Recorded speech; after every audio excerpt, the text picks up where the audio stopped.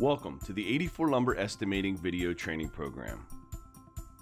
Today we're going to cover how to do the joist tool and roof rafter tool. To get started, the first thing that we need to select is we need to draw an area around the joist section that we would like to draw the joist in. So let's go ahead and do that.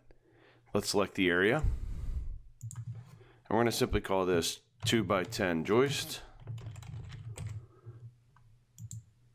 Select standard area, and then we'll go ahead and select the color for that.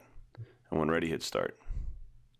One thing to help you measure a lot straighter is, once again, under the options, is to enable the ortho.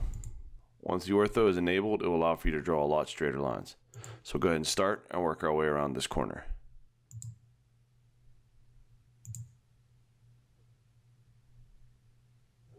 We could take this to this corner here, take this all the way across.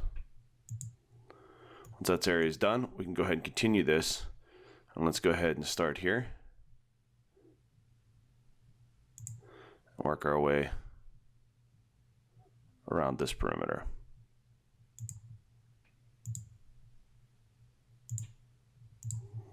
Once we're done with that, we simply hit stop. Now, to draw our joist, we simply select the area. Once we select it, you'll see a tools button appear. Within this tools button, you can select add joist. Within here, you have a couple different options. For example, floor system or roof system. What we want to do is we want to make sure we're selecting the floor system. We then select the general manufacturer, which is automatically selected. We then go in and select the species of dimensional floor joist that we would like to select. So for example, SPF dimensional floor joist. Once we select that, we simply come in and we say that we would like to select the 2x10 SPF floor joist. You also see within here rim board is also located. Make sure that you're selecting the floor joist. Once we select the floor joist, we now select our nearest length calculation, which in our case we always select the nearest 2 foot because we're shipping the nearest 2 foot. We also select vertical or horizontal. In this case, we want to go vertical. The minimum material length and new material length basically indicate any piece of material that is 8 foot and under will be added up to be cut out of the new material length. I myself like to always use 8 foot as the minimum length because that's the minimal stockable length that we carry. And then I like to also select the new minimum material length at 16 foot. We then can select our on-center spacing. We then can select include rim board if we'd like. We can select the rim board, and let's look for the 2x10 SPF rim board. We then can select our color, and for this I'm going to go ahead and select black. We can adjust our transparency on the line if we'd like, and when ready, hit start. At that point there, it's going to draw these joists out for us. And there we go. Now, if we need to add additional joists, so for example, we could see that we have some areas here that we need to cut off. To do that, we can simply come in and we can go ahead and select the joist that we'd want to maneuver. We can leave that just like that because we'd probably want to select and cut a 14 footer anyways. We can then hit start, and it allows for us to add additionals. And just like a segmented line, you double click at the end.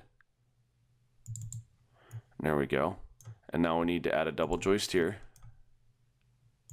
So we select that, and it looks like we need to pick up this little small joist here. And there we go. At this point here, we'll go ahead and select stop. We can then also adjust our rim board. By selecting your rim board located on the left hand side, you can also select your rim board. So for example, our rim board does not need to extend over the beam. We can now slide this back to have it fit within the area that it needs to be within. Now we can do the next area by simply selecting the area. Once again, repeating the steps. Add joist, floor system, general, SPF, 2x10, nearest 2 foot, vertical, pitch we'll leave as 0. We'll go to 8 and 16, include rim board, 2x10 SPF rim board. Once again, we can select a different color for this if we'd want. Adjust our transparency, hit start, and there it goes. And there we are. And then once again, if we need to, we can adjust these joists. So maybe we don't want these two joists here.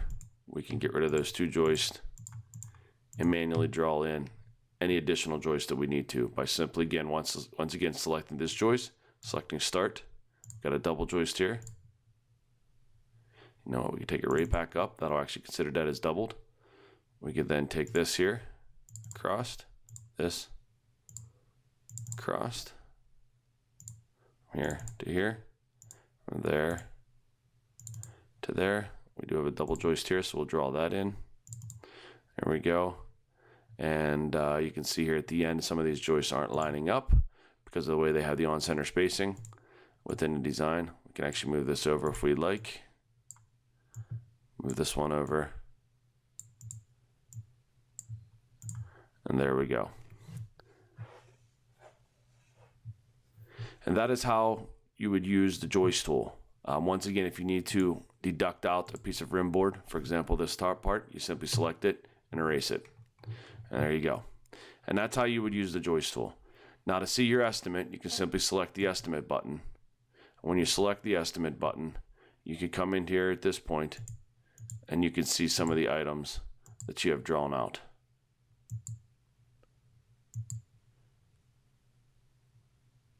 And here are those items.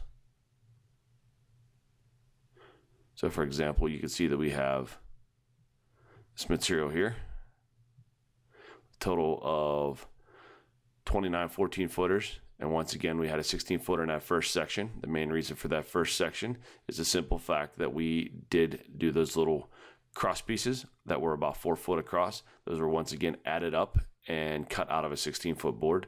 Once again, here's our rim board, our joist, and our joist here. There you go. And that's how you use the joist tool. And now how to use the roof rafter tool.